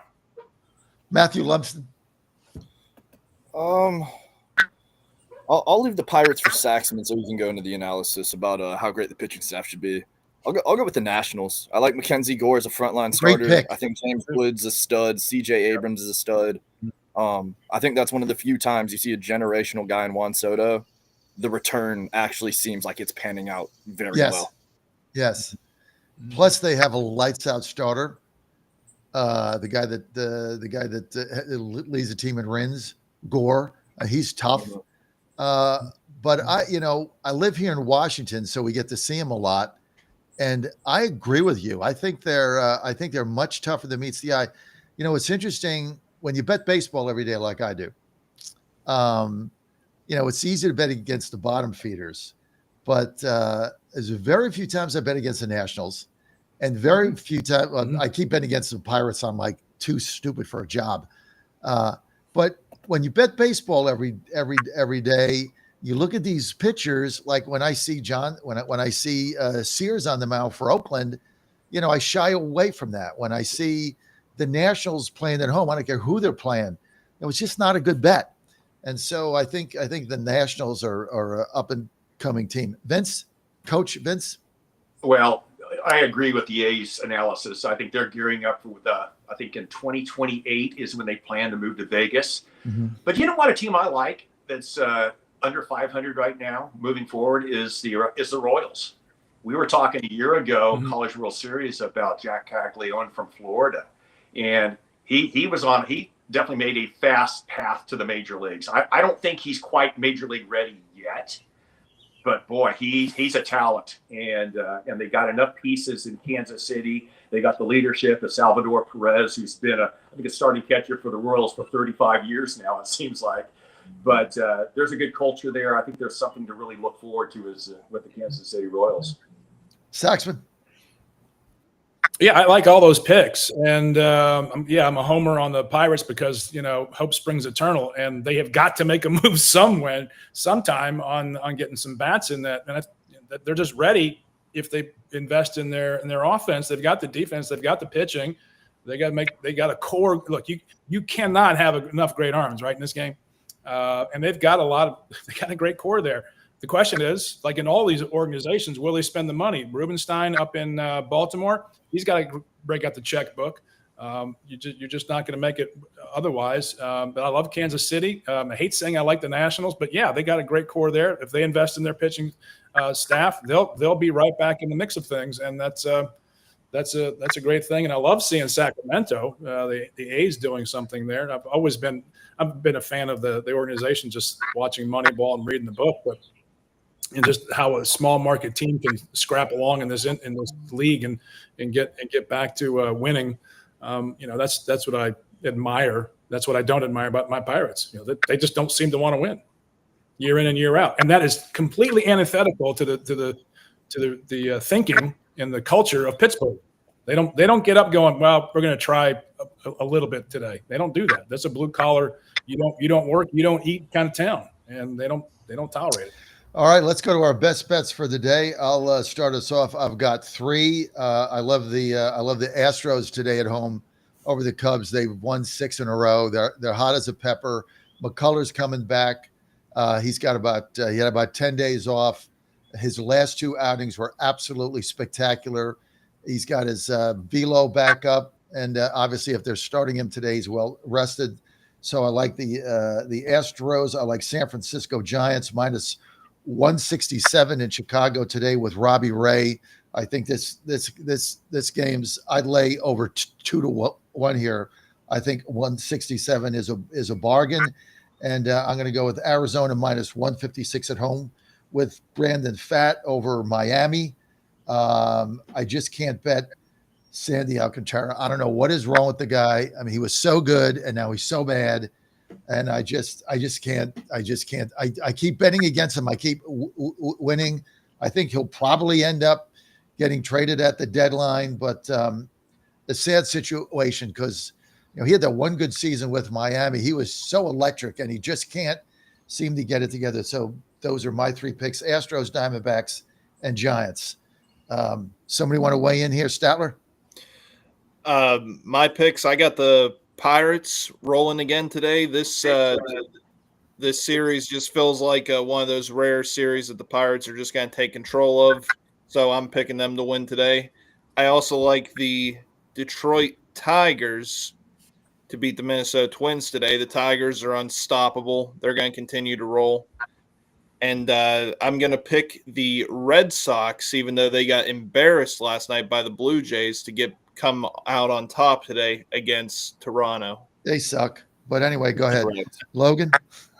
Well, I also had the Detroit Tigers, but I also liked for the Pirates, not the money line, but I like the right now the total runs set at 9.5. I really like the under on that. I don't think the Pirates are going to have the offensive display they had yesterday against the Mets, and the Mets that's a good bet. Yeah, the offenses look lackluster for the Mets in general yesterday, so I like the under on that. And then also give me the Padres money line plus 130 over the Reds. I like the Padres as a team. I think they're one of the better mid-tier teams, and I just like them. And then I think I also like the Astros taking the Cubs, so I think that would be my 3. I like your under. I think I'm going to do that myself. And, I was looking at the Padres. It's very rare you're going to get the Padres plus 130 against a team that's right around 500. Obviously, the bookmakers have a lot of respect for Andrew Abbott. I think those are 2 pretty good buys. Matthew? The Rockies suck. Senzatella sucks. Brewers minus 1.5. And then if you have some patience and are willing for the juice, tennis is hands down my most bet on sport. Take Yannick Sinner to win the first quarter and Carlos Alcaraz to win the fourth quarter in a parlay at Wimbledon. Those boys are studs, and that will be a cakewalk. So that'll be minus 1.2. Matthew, I have no idea what you just said, but I want you to text that to me after the show so I can bet that. I have no idea what it is. I've never bet tennis, but that was so convincing. I'm going to do it. Just text me that. All I do is tennis. It's going to happen. Both Sinner and Alcaraz, they're studs. Have y'all seen the video on Instagram where the 2 guys call into the gambling hotline and they're betting on whether it's a female or a male that answers? And then they call back and they bet on the over under on how many rings it takes before they pick up. I'm telling you, look into tennis. It's profitable and it's fun. Text me that. Coach Vince? Well, last week we talked about a long-term bet where you could have got the Tampa Rays at plus 3,100. Yep. Somebody must have been listening because now those odds are down to, I believe, 2,500. Yeah. Which is still a good bet. If you're looking at long-term, throwing some coin down on the Rays to win it all. But I'm gonna go off the board here. CFL football time. BC Lions plus 2.5. Oh yeah. Take the Lions and the points. What CFL was that? Canadian Football League. Oh my God! I did text me that too, Vince. I'm gonna bet all your guys' picks, especially Matthew's, because Matthew, this is how Matthew makes his living. He gambles. We love some tennis. He's a tout. So, okay, Saxon, we only got a minute. Go ahead. Parlay the Tigers to sweep the Twins money line. They got Mize back-to-back with Scooble. Tomorrow night's game is Scooble on national television. ESPN. All right, guys.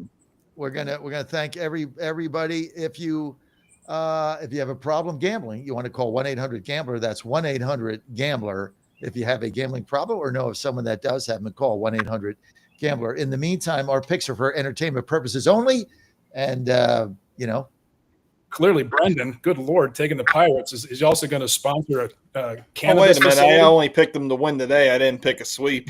He took the Red Sox too. That's just as bad. They dominated last night. Come on.